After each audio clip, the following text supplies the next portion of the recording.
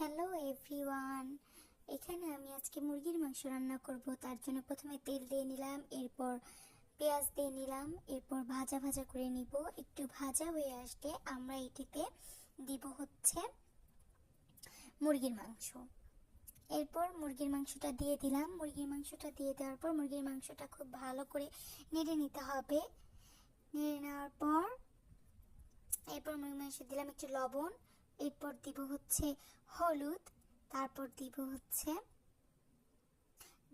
গুঁড়ামরিচ। দেওয়ার পর সম্পূর্ণ ভালো করে মিক্স করে নিব। নেওয়ার পর এরকম ভাজা ভাজা হয়ে আসবে। তারপর যখন পুরোটা হয়ে আসবে এরপর আমরা দিয়ে দিব একটু পানি।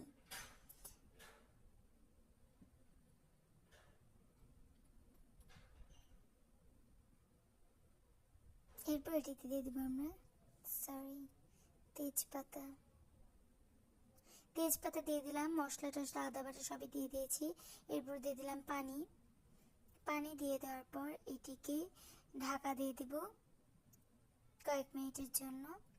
ঢাকা দিয়ে দেওয়ার পর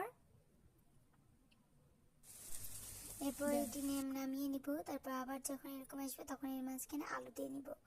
আলু দেওয়ার পর যে যার মতো কম বেশি আলু দিয়ে নিতে পারেন।